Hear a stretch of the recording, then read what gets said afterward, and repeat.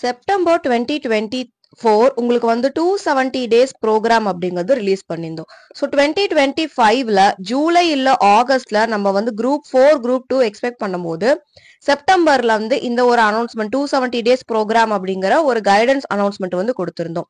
ஸ்பெசிஃபிக்கா இது எதுக்கு அப்படின்னு பாத்தீங்கன்னா நவம்பர் மந்த்ல இருந்து நெக்ஸ்ட் 2025ல ஜூன் வரைக்கும் டோட்டலா 9 மந்த்ஸ் வந்து நமக்கு கவர் ஆகும். அந்த 9 மந்த்ஸ் அப்படிங்கறதான் 270 டேஸ். சோ இது வந்து ஆனுவல் பிளானர் ரிலீஸ் பண்றதுக்கு முன்னாடி கொடுத்த ஒரு அனௌன்ஸ்மெண்ட். இப்ப நமக்கு ஆனுவல் பிளானர்ல என்ன கொடுத்திருக்காங்க, ஜூலைல நமக்கு குரூப் 4 இருக்க போகுது அண்ட் செப்டம்பர்ல குரூப் 2 இருக்க போகுது, ஜூன்ல வந்து குரூப் 1 வந்து இருக்க போகுது.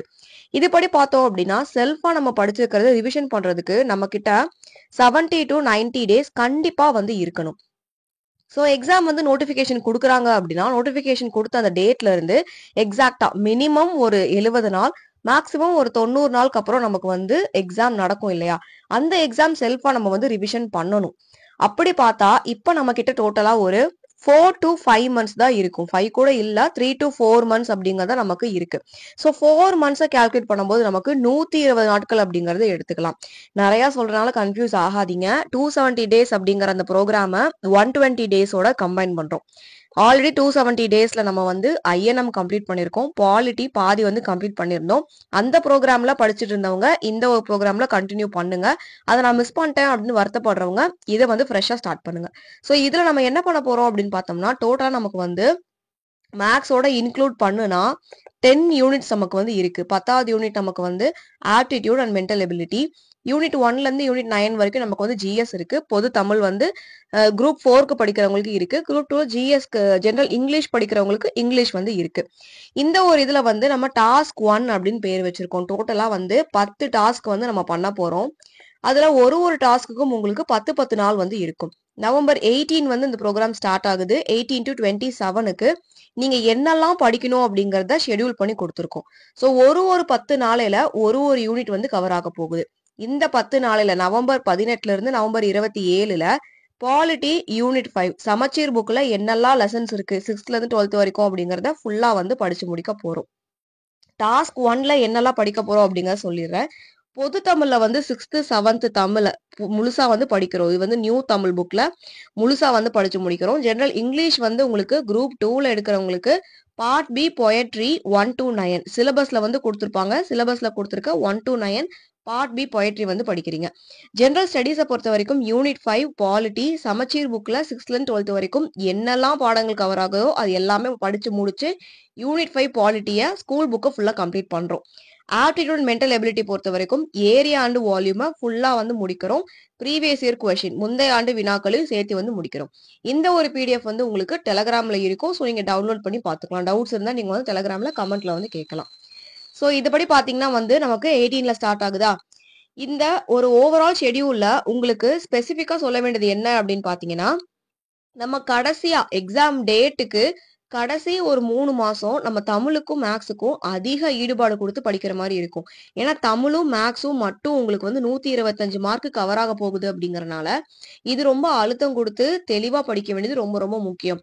அதனால இப்ப நம்ம ஜிஎஸ்க்கு ரொம்ப ஸ்பெசிஃபிக்கா டைம் எடுத்து படிக்க போறோம். ஜிஎஸ் அப்ப வந்து நம்ம நிறைய டைம் எடுத்து படிச்சோம் அப்படின்னம்னா தமிழுக்கும் மேக்ஸுக்கும் டைம் வந்து பத்தாம போயிடும். ஜிஎஸ்கே நிறைய டைம் வந்து நம்ம கொடுக்குற மாதிரி ஆயிரும். அப்ப அரைகுறையா முடிச்சுட்டு போகும்போது எக்ஸாம் வந்து கிளியர் ஆகாது. இப்ப நம்ம ஜிஎஸ் நல்லா தெளிவா படிச்சுட்டோம் அப்படின்னம்னா கடைசி 90 நாளையில நமக்கு ரிவிஷன் பண்றதுக்கு ஜிஎஸ் வந்து ரொம்ப ஈஸி ஆயிரும் அப்படிங்கறனால தமிழையும் மேக்ஸையும் கம்மியா கொடுத்துட்டு ஜிஎஸ் அதிகமா கொடுக்கறோம். ஏன்னா இப்ப இருந்தே ஜிஎஸ் வந்து ஃபுல்லா நம்ம முடிச்சா மட்டும்தான் கடைசி 90 நாள் கடைசி 70 நாளையில ஈஸியா ரிவிஷன் பண்ணி முடிக்க முடியும். சோ தமிழை எடுத்துட்டீங்கன்னா 6ஆம் வகுப்பு இயல் 1, 2 அரை மணி நேரம் போகுது படிக்கிறது உங்களுக்கு. அடுத்து குரூப் 4 படிக்கிறவங்க கட்டாயமா பொது தமிழ் தான் படிக்கணும். குரூப் 2 ஜெனரல் இங்கிலீஷ் படிக்கிறவங்களுக்கு ஒரு நாளைக்கு ஒரு போயம் ஒரு 10 நிமிஷம் போதும் இந்த போயம் படிக்கிறதுக்கு. ஒரு நாளைக்கு ஒரு போயம்ங்கிறது உங்களுக்கு ஹார்ட்லி ஒரு 10 மினிட்ஸ்ல முடிக்கிற மாதிரி தான் இருக்கும். ப்ராப்ளம் எதுவும் இருக்காதுன்னு நினைக்கிறேன். தமிழுக்கும் அதே மாதிரி உங்களுக்கு ஒரு அரை மணி நேரம் 1 மணி நேரம் ஆல்ரெடி படிச்சவங்க அரை மணி நேரத்துல படிச்சிடலாம். புதுசா படிக்கிறோம் அப்படிங்கிறவங்களுக்கு 1 மணி நேரம் தாராளமா போதும். ஏர்லி மார்னிங் எடுத்து படிச்சீங்க அப்படின்னா 1 மணி நேரத்துல வந்து படிச்சிடலாம். மேக்ஸ் அதே மாதிரி ஒரு 1 மணி நேரத்துலேருந்து 2 மணி நேரம் வரைக்கும் உங்களோட ஸ்பீடை பொறுத்து மேக்ஸுக்கு நீங்கள் எடுத்து படிச்சீங்க அப்படின்னா டோட்டலாகவே ஒரு 3 ஹவர்ஸ்க்குள்ள மேக்ஸையும் தமிழையும் உங்களால் முடிச்சிட முடியும். ரிமைனிங் கிடைக்கிற எல்லா டைம்லையுமே நீங்கள் ஜிஎஸ் தான் வந்து படிக்க போறீங்க. ஏன்னா ஜிஎஸ்ஐ இப்பயே முடிச்சு வச்சாதான் நமக்கு ஃபியூச்சர்ல ஈஸியாக ரிவிஷன் பண்ண முடியும் அப்படிங்கறனால. ஸோ ஜிஎஸ்க்கு மட்டும் போர்ஷன் வந்து உங்களுக்கு வந்து ஒரு 4ல இருந்து 5 லெசன், ஒரு நாளைக்கு வந்து ஒரு 3ல இருந்து 4 லெசன், சில இடங்கள்ல 5 லெசன் படிக்கிற மாதிரி இருக்கும். அது நீங்க படிச்சீங்க அப்படின்னா உங்களுக்கு வந்து என்டையரா கவர் ஆயிடுது. இந்த பிடிஎஃப் வந்து உங்களுக்கு டெலகிராம்ல இருக்கும். விசிட் பண்ணி பாருங்க. இது உங்களுக்கு ஈஸியா தான் இருக்கும். ஸோ இதுபடி நீங்க ஒரு நாளைக்கு என்னென்ன அப்படிங்கிறத ஷெட்யூல் பண்ணி படிச்சுட்டே இருக்கீங்க அப்படின்னா ஈஸியா வந்து கம்ப்ளீட் பண்ணிடலாம். அதே மாதிரி நீங்க படிக்கிற இந்த போர்ஷன்ல இருந்து டெலகிராம்ல வந்து உங்களுக்கு டெய்லியுமே போல் கொஸ்டின்ஸ் வந்து கொடுக்க போறோம். ஒரு 20ல இருந்து 25 கொஸ்டின்ஸ் வந்து போல் கொஸ்டின்ஸா கொடுக்க போறோம். நீங்க படிக்கிற அந்தந்த லெசன்ல இருந்து. ஸோ போல் கொஸ்டின்ஸ் அட்டெண்ட் பண்ணும்போது உங்களுக்கு தெரிஞ்சிருக்கும் எந்த அளவுக்கு நீங்க கிளாரிட்டியா படிச்சிருக்கீங்க அப்படிங்கறத ஈஸியா உங்களுக்கு வந்து அண்டர்ஸ்டாண்ட் பண்ணிக்க முடியும். அண்ட் வாட்ஸ்அப்ல சேனல் வந்து இன்ட்ரடியூஸ் பண்ணிருக்கோம்.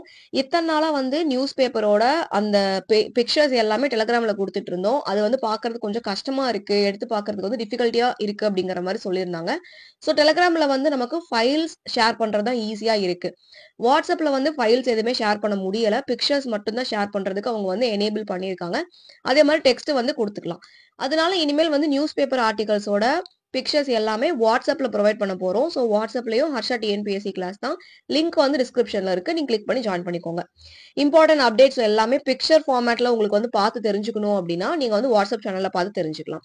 டாக்குமெண்ட் எல்லாமே டவுன்லோட் பண்றதுக்கு நீங்க Telegram Harsha Harsha Harsha TNPSC class Telegram சேனல்ல வந்து ஜாயின் பண்ணிக்கோங்க. அஃபிஷியல் சேனல்ல வந்து உங்களுக்கு இம்பார்ட்டன்ட் அப்டேட்ஸ் எல்லாமே வரும்.